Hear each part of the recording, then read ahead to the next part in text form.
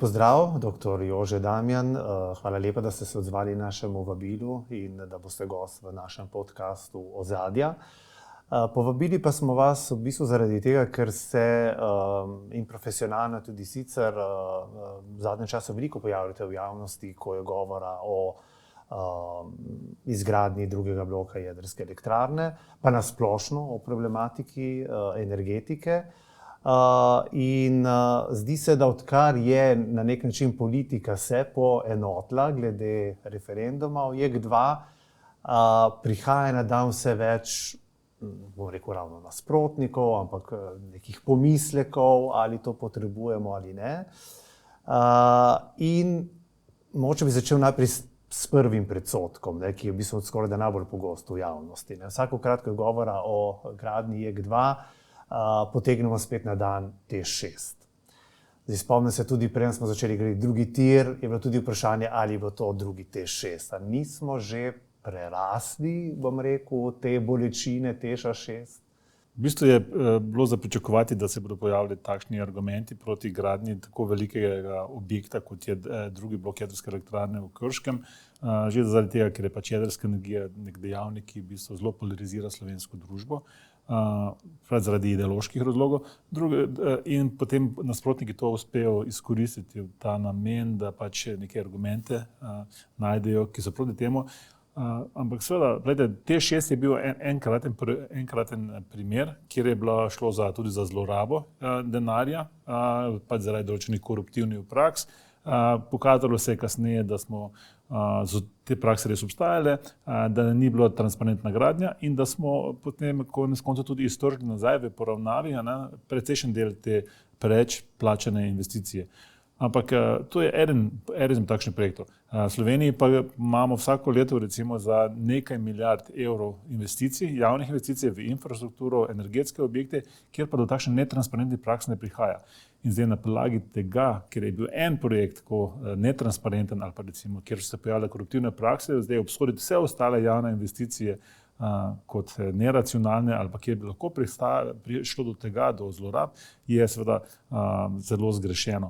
V bistvu, kar moramo tukaj narediti, je, da moramo to gradnjo JEK2 voditi zelo transparentno, predvsem, ker bo uporabljen javni denar in to lahko naredimo s številnimi mehanizmi, tako da recimo zraven sodelujejo prvič zasebni investitorji, ki bodo pazili na racionalno rabo njihovega denarja, njihovega kapitala, potem, da imamo zraven vključeno seveda vse javne inštitucije, ki so pristojne za to in pa seveda tudi civilna družba sodeluje pri nadzoru, tako kot imamo recimo pri drugem tiru tudi nadzor civilne družbe, tudi tukaj je treba vključiti te organizacije zraven, tako da bi v bistvu na ta način razblinili vse morebitne pomisleke javnosti, da tukaj prihaja do netransparentne, neracionalne rabe javnega denarja.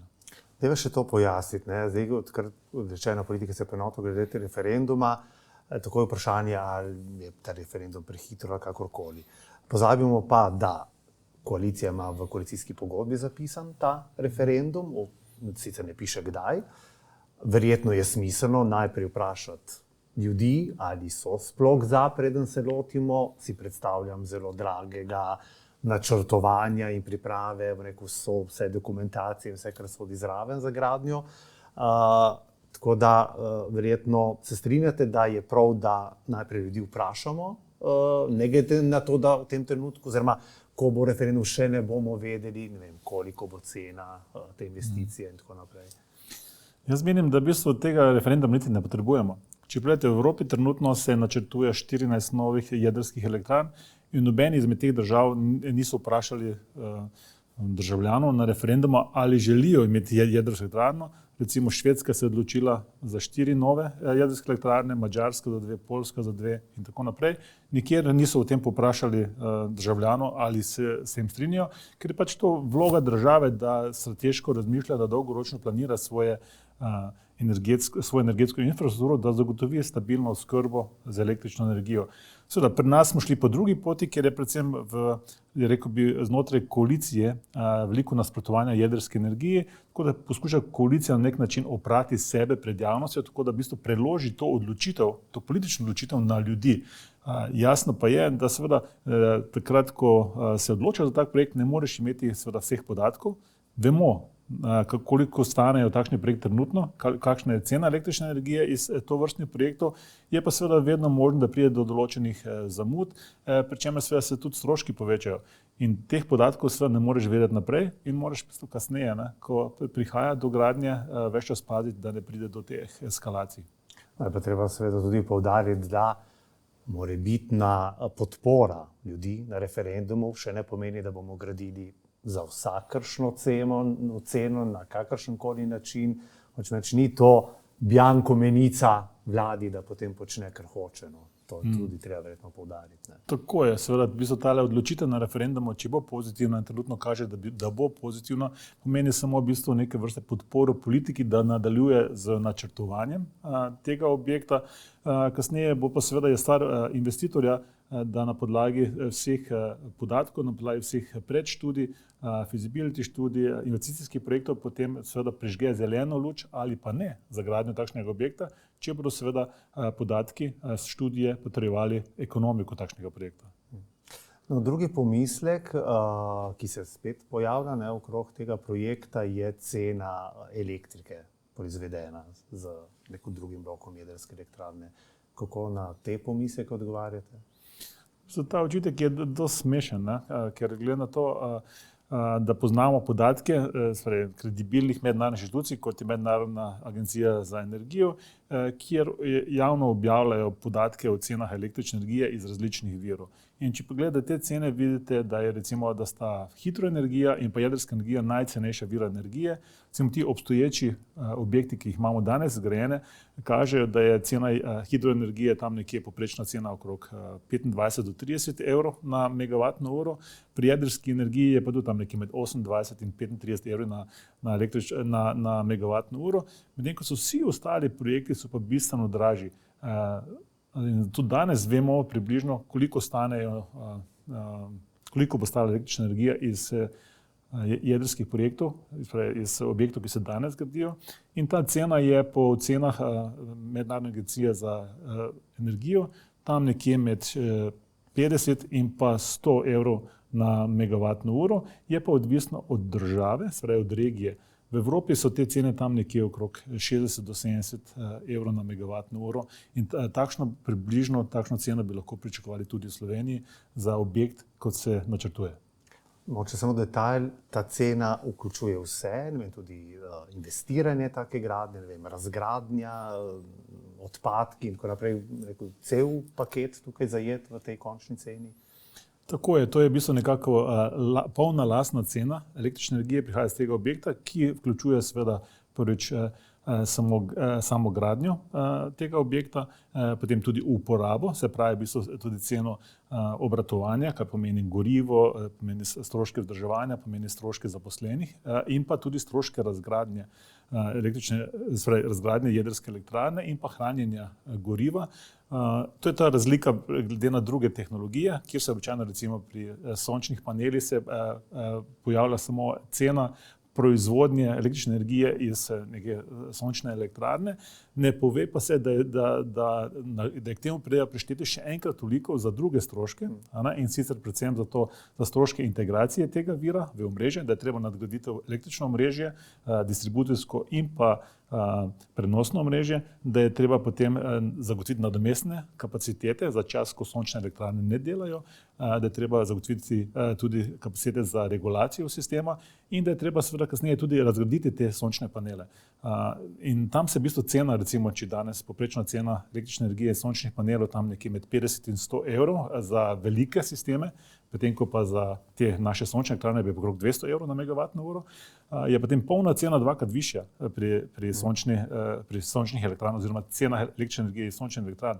Pri jedrski energiji imate pa to že vse všteto notri v teh 60 do 70 evrov na megavatno uro. Mogoče okrog obnovljivih virov bomo kasneje malce bolj detaljno, ker to je tudi neko pomembno vprašanje, bi samo se še navezal pri ceni jedrske energije.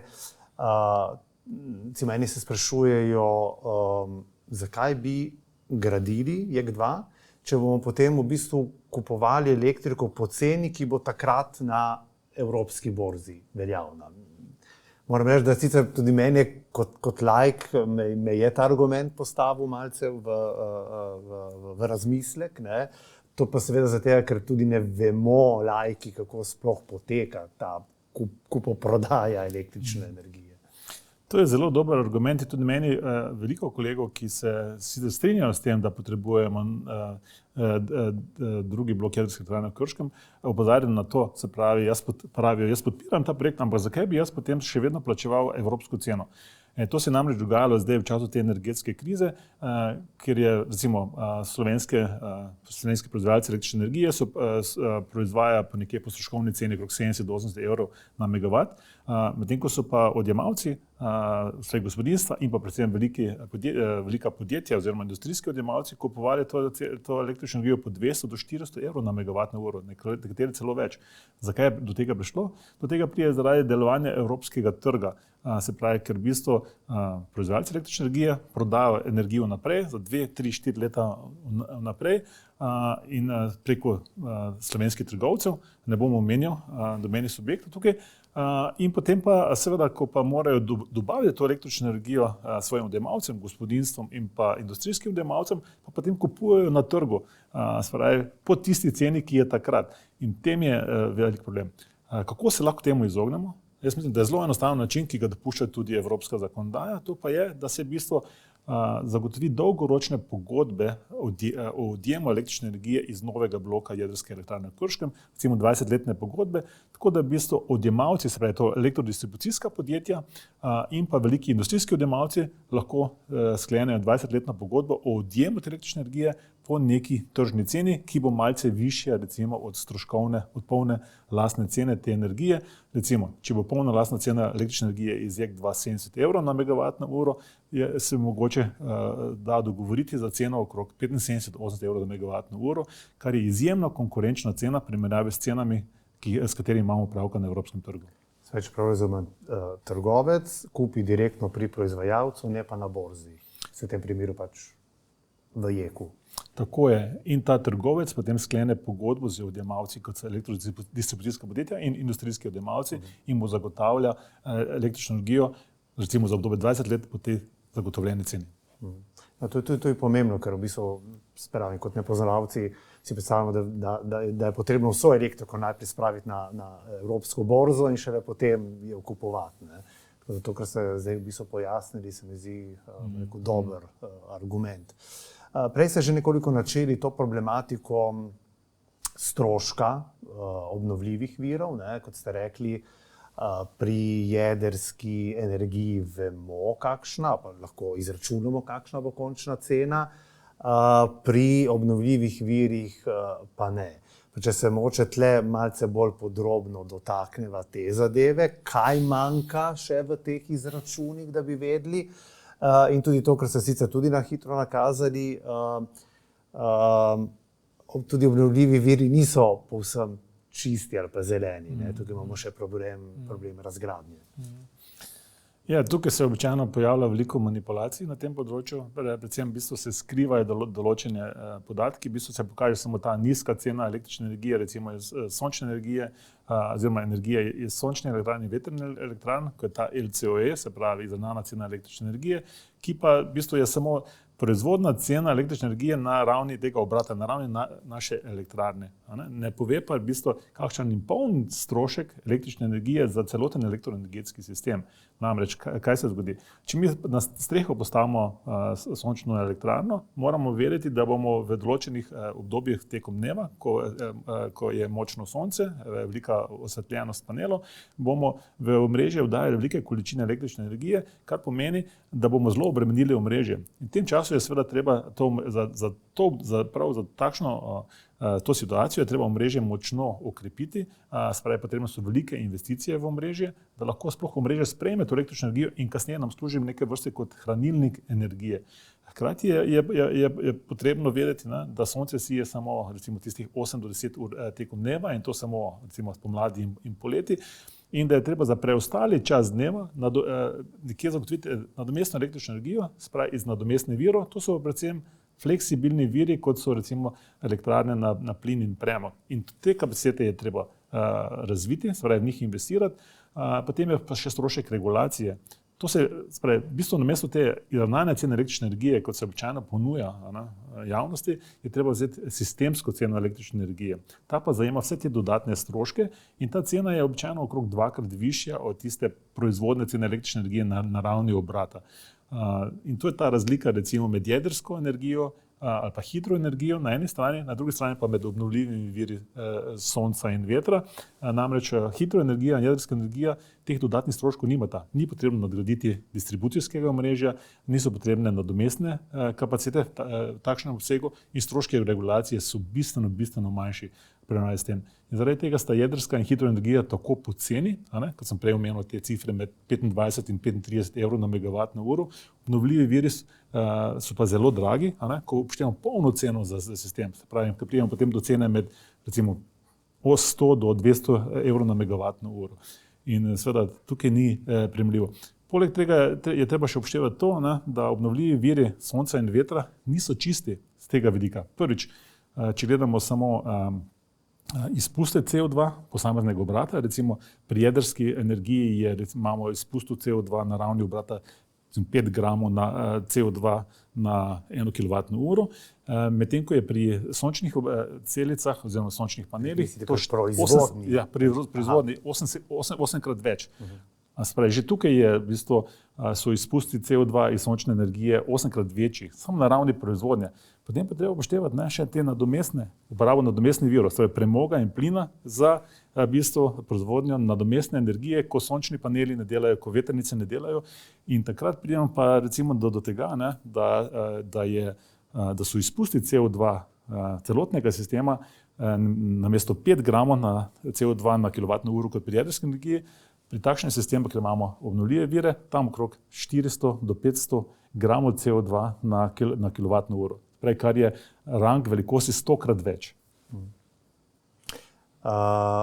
Mogoče bi še to omenila, ker se nama čas počasi že izteka, sva bila kar dolga. Pomembnost energetike oziroma energije, stabilne energije za industrijo. To moramo poudariti. Tukaj Slovenija je specifična v Evropi, je med najbolj industrializiranimi in tej veliki porabniki potrebujejo seveda veliko energije, ampak hkrati stabilne energije. Nekaj ste že rekli, sonce, veter pač nista vedno na razpolago. Zato je verjetno z tega vidika tudi ta vložek v jedrsko energijo v bodoče v Sloveniji tako pomemben. Absolutno. Mogoče bom dal samo en primer. Elon Musk, se pravi glavni lastnik pa ustanovitelj Tesle, ko je zgradil svojo električno avtomobilo blizu Berlina, so mu ponujali recimo dobavo električne energije iz sončnih panelov, se pravi sončnih elektrarn, pa je zavrnil. Rekel, ne, jaz hočem imeti stabilen vir električne energije. In vemo, da Tesla temelji na električnih avtomobilih in na baterijah. Spravi, on se zaveda stabilnosti dobave, oskrbe z električno energijo. In tako je za vse industrijske panoge. Danes, ko se gradijo te tovarne čipov v ZDA z velikimi subvencijami, sicer vse te tovarne zahtevajo stabilen vir električne energije in vse hoče podpisati pogodbe z jedrskimi proizvajalci jedrske energije, ker vedo, da rabijo stabilen vir električne energije. Razlika je v tem, da pač jedrska energija je tak pasovna dobava, se pravi ves čas enakomerno tekom celotnega dneva, celotnega leta in to potrebuje industrija. Zato tudi pri nas, če hočemo še naprej ohranjati industrijo in mi temeljimo, spravi naše gospodarstvo temelji na industriji, potrebujemo stabilen vir oskrbe z električno energijo in tega lahko zagotovimo samo z neko kombinacijo predvsem stabilnih virov energije, zraven pa še recimo dodamo nekaj teh obnovljivih virov energije, kot so sonce in veter, ampak to bolj za samooskrbo. Mogoče bi ravno s tem vprašanjem zaključila, da ne bo kdo mislil, da ste promotor izključno samo jedrske energije, to, kar ste zdaj rekli. Slovenija potrebuje mešanico vseh virov, predvsem pa naj izkoristi vse vire, ki jih ima na razpolago in v katerih je že zdaj specialistka na nek način, kot je jedrska, hidro in tako naprej. Kakšen pa je idealen miks teh virov? Vsaka država je v specifični situaciji. Recimo, če pogledamo Avstrijo ali pa Švico pa Švedsko, recimo, obe imata velik delež obnovljivih virov energije, ampak recimo Švedska, rekomo takole, imate velik delež nizkoogljičnih virov energije. Ampak Švedska recimo okrog 60% energije iz hidroenergije, skoraj 40% pa iz jedrske energije. Švica ima podoben delež, Avstrija tudi. To je zdaj vse odvisno. Slovenija ima to naravno danost, da imamo veliko hidroenergije, okrog 1/3 električne energije. Potem smo pa na srečo pred 40 leti investirali v jedrsko elektrarno, tako da imamo tudi ta znanja na tem področju in lahko zdaj te oba vira energije, ki sta izjemno stabilna, med sabo kombiniramo. Jaz po naši analizi, ki smo naredili, Slovenija lahko z samo tema dvema viroma, se pravi z jedrsko in hidroenergijo, doseže tam okrog 75% vse proizvodnje električne energije, preostanek pa iz določenih drugih virov, ki so tudi obnovljivi, kot so biomasa, potem pa solarna in vetrna energija. Ampak primarni del, se pravi 3/4 energije, pa prihaja recimo z teh najbolj stabilnih virov, kot sta hidro in jedrska energija. Hvala lepa. Lahko bi se pogovarjala še na dolgo in široko, tudi o tem, kaj pomeni biti danes v današnjih geopolitičnih, nemirnih časih energetsko samozadosten. Lahko bi se pogovarjali o tem, ali nacionalni energetski podnebni načrt gre v to smer, ki jo vi zagovarjate. Verjamem pa, da bo za te pogovore v prihodnje še priložnosti. Tako da se vam zahvaljujem in vas enkrat v prihodnje spet vabim v podcast Ozadje GZS. Hvala lepa.